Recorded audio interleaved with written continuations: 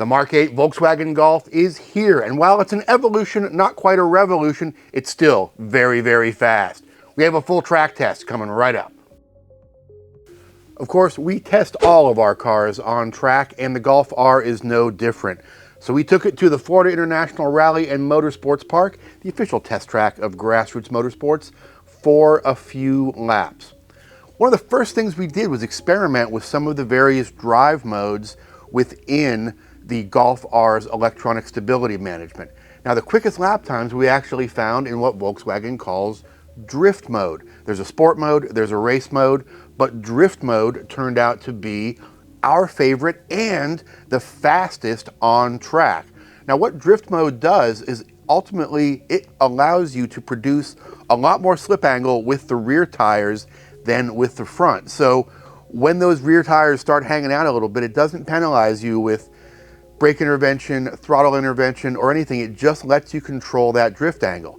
Now, a very high drift angle is not necessarily the fastest way around a corner, but it does allow you to use all four tires in those corners to produce the maximum amount of exit speed with all four of those wheels pulling you towards the next corner.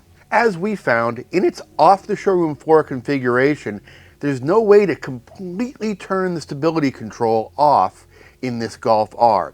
Even if you deselect all of the options in the driver information center, you go through all the steps to turn everything off. If you get it really, really hung out, there's still a little bit of throttle intervention, and that can sometimes upset your line in a corner. So it really takes some skill at the edge, not just to keep the car at the limit of the tires, but to keep the chassis at the limit of the computer. When it all came together though, the chassis was absolutely spectacular.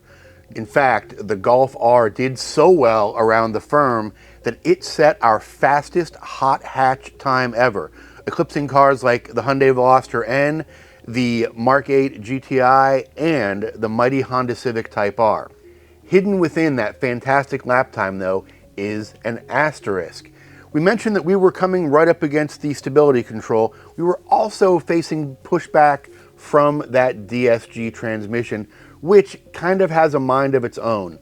Even in full manual mode, it will still take over at times. It will still upshift when you don't want it. It will still downshift a little bit slower than you want it. It will still force you to do things that you don't want to do at times to preserve whatever it's trying to preserve. And it can be a little bit frustrating.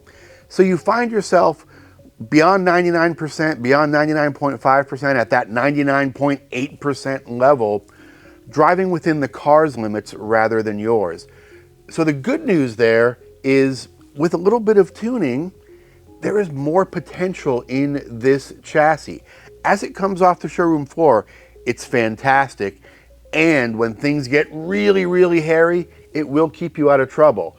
But when you really, really want to set that ultimate lap time, you may need to drive around these controls just a tiny bit if you're not allowed to do any tuning within these ECUs that control the shifting and the chassis.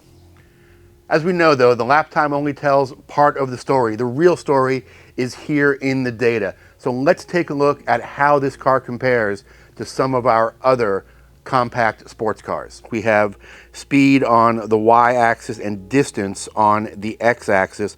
The blue curve is the Volkswagen Golf R. The red curve is the Honda Civic Type R. And the first thing we see looking at this overall data trace is the Civic Type R is actually faster in several corners than the Golf R is, but the Golf R clearly has a speed advantage and also has a braking advantage in a couple of corners. So let's take a look first at this corner right here. So this is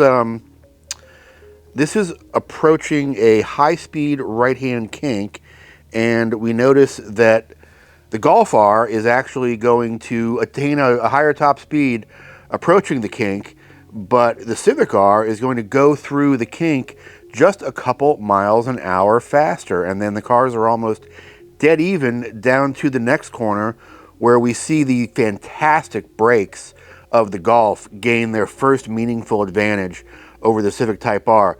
We're able to run deeper towards the corner with the Golf, and if you look closely at the angle of these braking curves, we can see that the Golf is actually decelerating faster than the Civic Type R through a lot of its deceleration zone, showing how much control and how much effectiveness those brakes have, and possibly showing that that chassis of the Golf is a little bit better balanced to allow it to gain more braking force.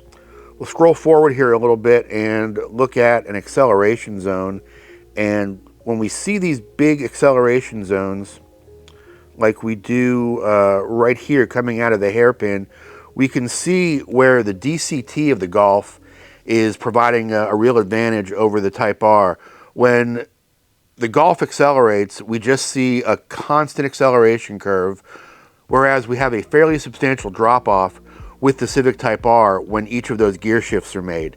And with the Type R, you see we had to go to 4th gear on this very short straightaway, and that put the Type R even further behind the Golf going into the next corner. Next corner, a big sweeping 180-degree left-hander. We see just what we saw in previous corners.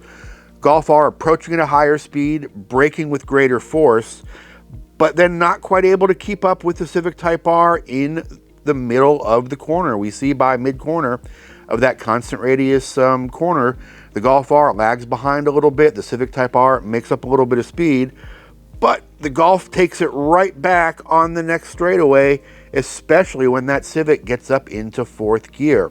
So overall, what we're looking at here is a car with fantastic power, fantastic dig out of corners, and a transmission that shifts very quickly and has extremely well ratioed gears to allow that Golf R to pull very constant thrust down the next straightaway.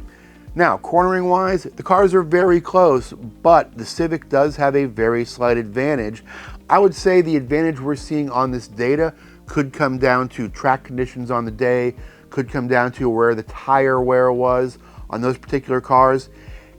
Definite slight advantage Civic, but not enough of an advantage where I'm going to say one chassis is inherently better than the other. In fact, I think you'd probably see, given more and varied types of corners, those cornering numbers tend to even each other out a bit. But the real thing we're seeing here, great brakes, great power, good corner entry, and the ability to maintain that thrust all the way down to the next corner with absolutely no lags out of this Volkswagen Golf R. Do you want to see more great content like this? Check us out online at grassrootsmotorsports.com. Please throw a like on this video and subscribe to our channel. Tell us what you think the best hot hatch is down in the comments. We'll see you at the track next time.